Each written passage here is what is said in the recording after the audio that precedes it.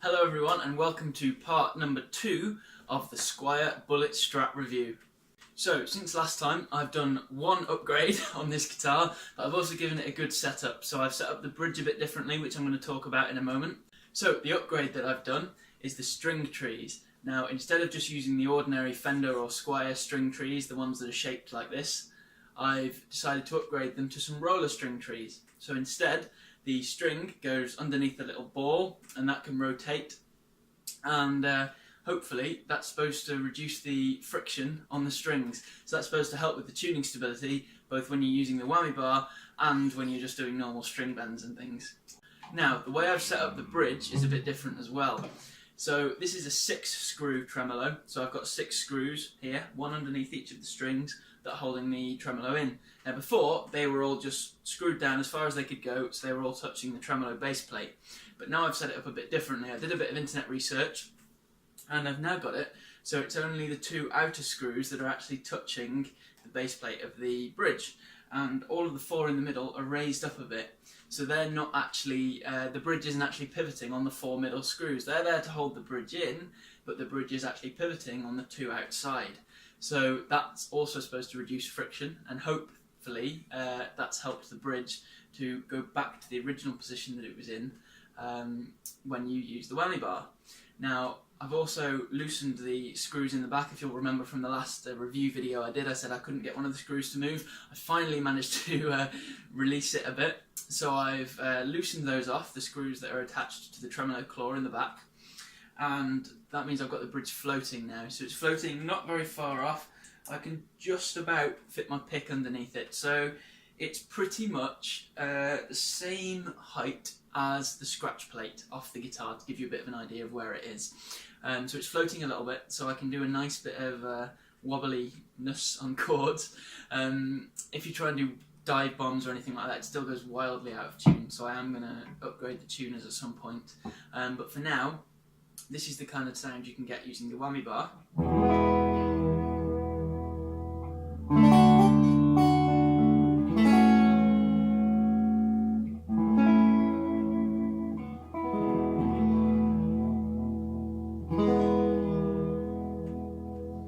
So you can just get a nice bit of shimmer, almost a bit like a Bigsby, although obviously it doesn't look anywhere near as cool as a Bigsby does.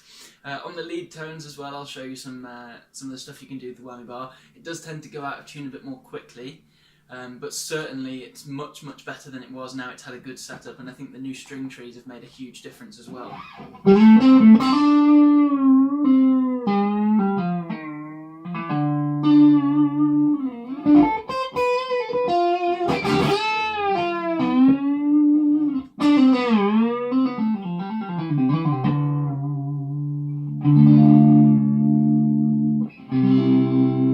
So as you can see, just after that it's already gone a bit out of tune. The G string seems to be the main culprit, but most of the other strings are, as far as I know, still in tune. So I think that's a problem with the tuners rather than a problem with the bridge or the string trees or the nut or anything like that, because all this stuff is the same for all of the strings, but obviously the tuners, if it's just the G tuner, is particularly naff. They're all quite naff, but maybe that one's particularly bad, then that's probably what's causing that string to go out of tune. So you heard what the guitar sounded like in the previous video. In that video I was using a pod, the HD 500, but in this video I'm using my new Marshall amp. You can see a review of that that's also on my channel, so check that out if you're interested. So this is what it sounds like with the Marshall.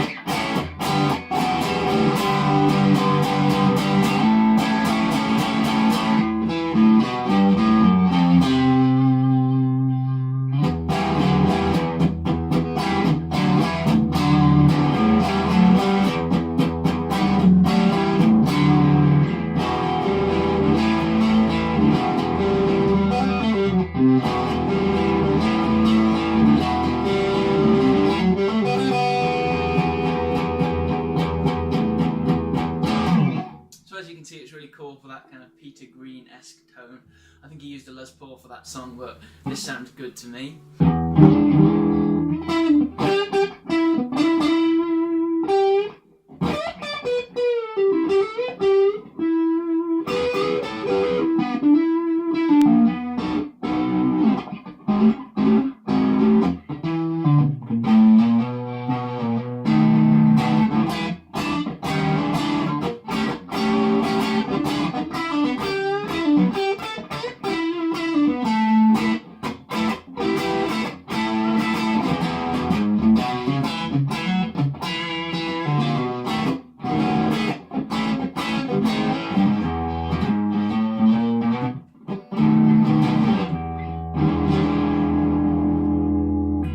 For that bluesy thing there, and that pretty much sums up this review. So I know it's been a quick one, but I just wanted to talk about the tuning stability with this, how I've managed to improve it a bit, but how there are still some problems. So what I'd recommend is I'd definitely recommend changing the string trees if you've got one of these guitars, and I'd also recommend setting up the bridge in a similar way to this. If you search on the internet how to set up a 6-screw strap tremolo, then you'll come up with loads of results that'll explain this method, because it essentially turns it into one of the 2-screw models, which tend to be better for tuning stability.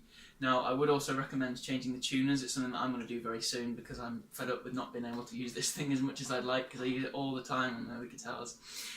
So I hope you've liked this review anyway. If you want to see more about this guitar and you haven't already seen the first one, then check that out. That'll be in the description below. Okay, and hope you've enjoyed this. Hope to see you in another video.